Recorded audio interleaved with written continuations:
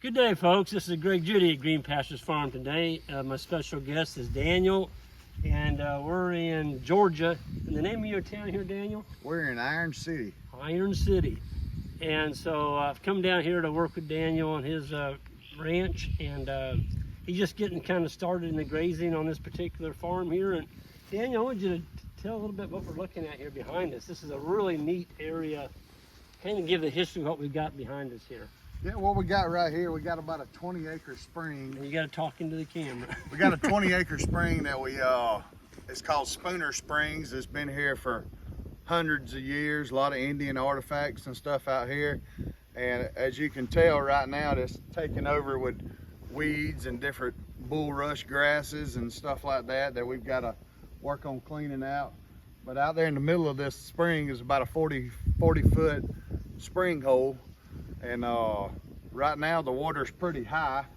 You can look right here on this tree line right here and see where the water will come up to, which is about the top of my head right now.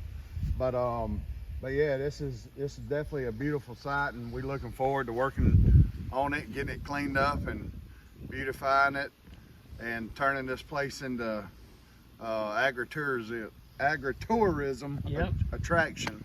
You were saying earlier that this is the lowest spot in this whole county. Basically, everything kind of comes to this area. Yeah, when the water's high, you're looking at probably a 1,200-acre wetland, and right now it's not high, but we get a lot of rain. This is the lowest spot in Seminole County, so when it does fill up, you're looking at probably a 1,200-acre lake, and this is the aquifer Seminole County.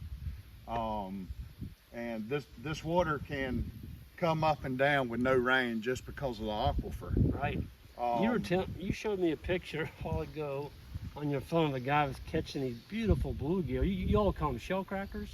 Shell cracker, blue brim. Brim. That thing was like that big, and they're catching them out of that wetland now. That's correct. Yeah, There's alligators. You got alligators in there. A lot of alligators. The biggest thing it's known for is ducks. Ducks. We had a guy out here a few weeks ago that said he's seen 40,000 ducks at a time out here during duck season. So, and that's one of our recreational side of things that we want to start and grow it and get wild duck hunting going on out here. Yeah, you got the perfect habitat for it.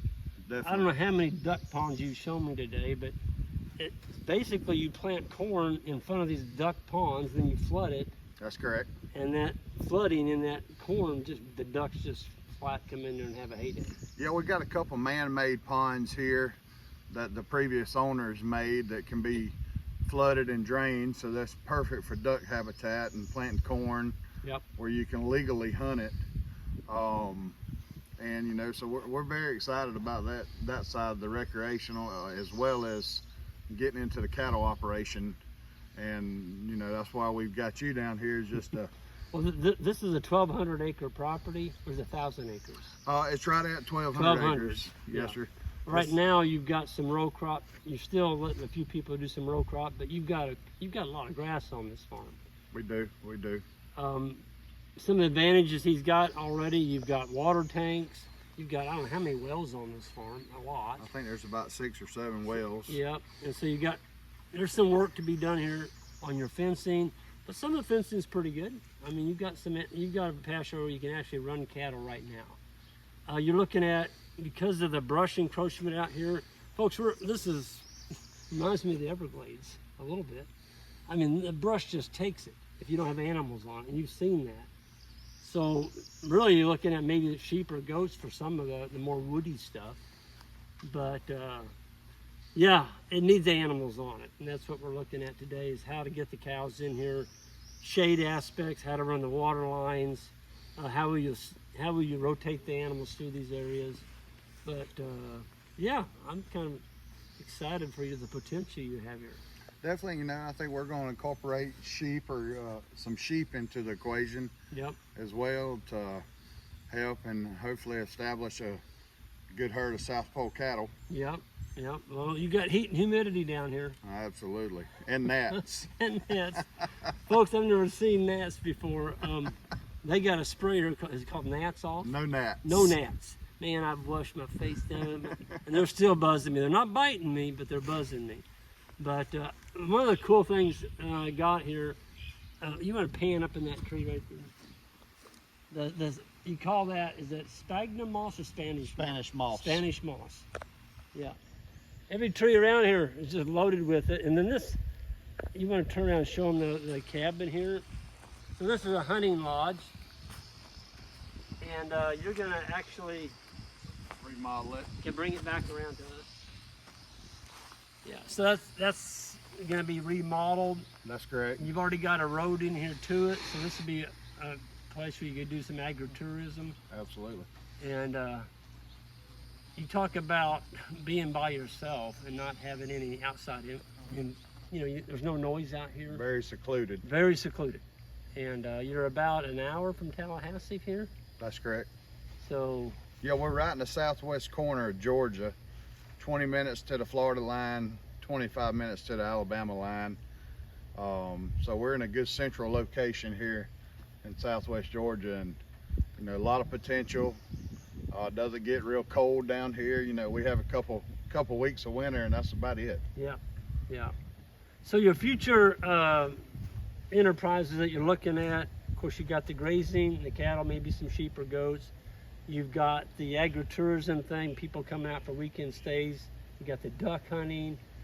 We went to a place today, folks. What was that turtle? Gopher turtle. Gopher turtles. I've never seen a gopher turtle in my life. He's got a whole colony of them out here. I mean, they were all, and these are big old turtles. He says little things, some of them are over 70, 80 years old. Hundreds of years old, some of them. Great big old turtles that live down in a burrow. Looks like a gopher hole. I'd never seen a gopher turtle before.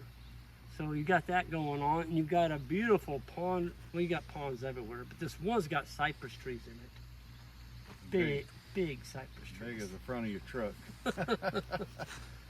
So you got some really, I think, some pretty cool agritourism spots for people to come out. You can't see this just anywhere. And I mean, look at this. Well, that's the thing about this place is when we first looked at it, and we just fell in love with it because it's hard to find this anymore that hasn't been chopped up and disturbed, and all the trees tore down to do row cropping. Yeah. It's hard to buy this anymore. Very little of this kind of property is left. Yeah. And so we're hoping that we can turn it around and do a lot of conservation work to keep it this way for future, for my son one day and our future, family, just to keep it natural. Yep. Well, Daniel, do you have any social media presence now? If people want to get in touch with you in the future, you're going to be probably having that come on. We're working on that side of things right now, trying to incorporate all of it. I'll do a revisit with Daniel when you kind of get things going. I'd like to help promote you for what you're doing here. Maybe get an interest in what he's got going. I told Daniel, if you can get a flock of sheep or a herd of cattle that can take this Georgia heat and humidity down here without any outside inputs, and give you a calf every year, they're docile, you've got something that somebody's after. And that's what it's all about, is getting adapted animals that can make it on your farm without any outside purchased inputs. That's right. And Daniel and I were talking earlier, this is fun. This is fun stuff to do, but you want to be able to make a living at it, right? Absolutely. You don't want it to be a money hole you just throw money at. It's got to be able to pay its way, or at the end of the day, it's not very fun. So it's less fun, I'll put it that way. That's right. So with that, I'm going to go ahead and get out of here. Be watching my YouTubes in the future. I'll let you all know when we get Daniel going here.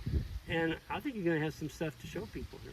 Thank you. You bet. Thank you, sir. Thank you for coming down here. You bet. Folks, hit that subscribe button on the way out if you would. I'd appreciate it. And we'll see you next time.